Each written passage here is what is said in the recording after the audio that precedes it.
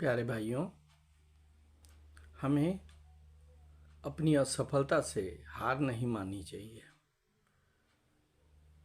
हमें असफलता से संघर्ष करना चाहिए।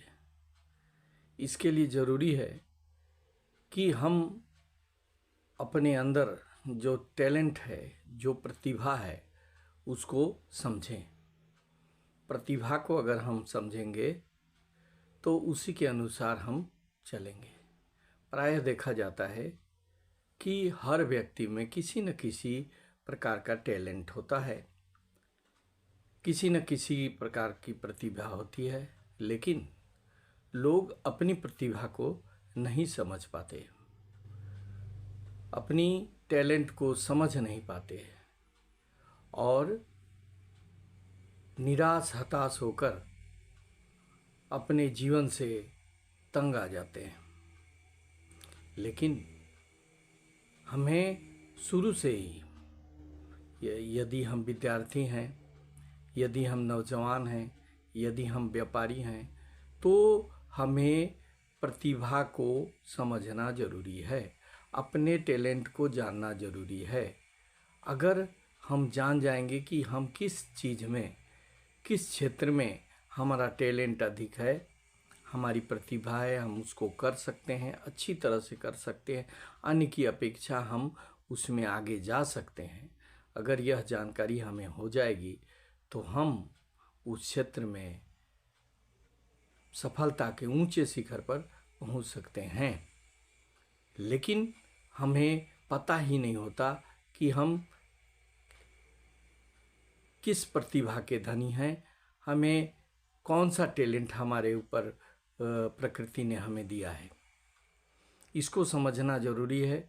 अपनी रुचि के अनुसार कार्य करना, जो आपका मन करता है, जिस पर आपका मन लगता है, जिसको करने से आपको आनंद आता है, जिसको करने से आप अच्छी तरह से अपने कर्तव्य को निर्वहन कर सकते हैं, वही आपका टैलेंट होता है।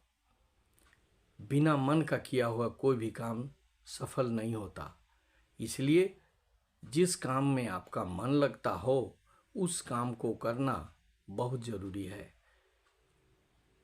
और अंदाजी किसी चीज़ में मन नहीं लगता है, उसमें रुचि तब आती है जब कि आपके पास उस काम को करने की प्रतिभा होती है, तभी आपको उसमें रुचि उत्पन्न होता है।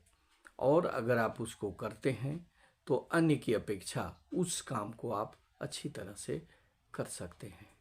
मान लें आपको क्रिकेट में रुचि है तो आप क्रिकेट खेलें, उसको अपनी टैलेंट समझें और उसको अच्छी तरह से खेलें। और अगर बिना मन का आप उसमें दूसरे का देखा देखी उस पर घुस गए तो उसमें सफलता मिलने की बहुत कम चांस होती है। इसलिए दूसरे का देखकर कोई काम को न करें, वही काम करें जो आपका मन करता हो, आपका रुचि अंदर से हो। किसी का देखकर कि वो धोनी बहुत बड़ा बन गया तो आप धोनी नहीं बन सकते। कोई और आपके अगल बगल वाले कोई ऑफिसर बन गए तो आप ऑफिसर नहीं बन सकते, अगर आपका उस क्षेत्र में टैलेंट न हो तो।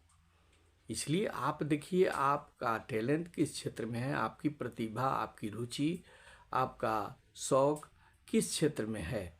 अपने शौक के अनुसार, अपने टैलेंट के अनुसार अगर आप काम करेंगे, जिसमें आपको अच्छा लगता हो, तो उस काम में सफलता प्राप्त करने की उम्मीद बहुत अधिक होती है। अतः हम सभी को सोचना चाहिए अपने प्रतिभा के बारे में। प्रकृति ने सभी व्यक्तियों को किसी न किसी प्रकार का प्रतिभा अवश्य दिया है। किसी को खेलने में, किसी को पढ़ने में, किसी को व्यापार बिजनेस में, किसी को मैकेनिज्म में, मैकेनिक बनने में, यंत्र संचालन में, किसी को ड्राइविंग में, किसी को खेती करने में। अलग अलग तरह का टैलेंट प्रकृति ने अलग अलग व्यक्तियों को दिया है। लेकिन हर व्यक्ति को किसी न किसी प्रकार का टैलेंट है। समझना है उस व्यक्ति को कि उसके अंदर कौन सा टैलेंट है। अगर वह अपने टैलेंट को समझ जाता है और उसी के अनुसार वह उस काम में लग जाता है तो उसको सफलता होने से कोई रोक नहीं सकता, उसको सफलता मिलनी निश्चित है। अतः सबसे पहला काम है टैलेंट को पहचानें। अब टैलेंट को हम कैसे पहचानेंगे? इसके लिए हमको अपने जहाँ से हमको हमारी प्रतिभा को लोग समझ पाते हैं उनसे प्रशिक्षण लेने की आवश्यकता है, उससे सीखने की आवश्यकता है। ई लर्निंग भी इसमें मददगार होती है। ई लर्निंग के अनुसार आप अपने टैलेंट को पहचान सकते हैं। इसलिए हमें किसी न किसी रूप में अपने टैलेंट को शुरू से ही पहचानना होगा और उस पर चलना होगा। पेरेंट्स का भी ये कर्तव्य है कि आप देखें कि आपके जो पुत्र हैं, पुत्री हैं, बेटे हैं, बेटियां हैं, जो भी हैं, उनका टैलेंट किस क्षेत्र में है, जिस क्षेत्र में उनकी रुचि है, जिन चीज़ को वो करना चाहते हैं उस पर ज़्यादा प्राथमिकता देनी चाहिए और उसको काम करने में उसकी मदद करनी चाहिए। अगर हम ऐसा करते हैं तो हम उसके टैलेंट को निखारते हैं और ऐसा करते हैं तो उसको सफलता निश्चित रूप से मिलनी तय है।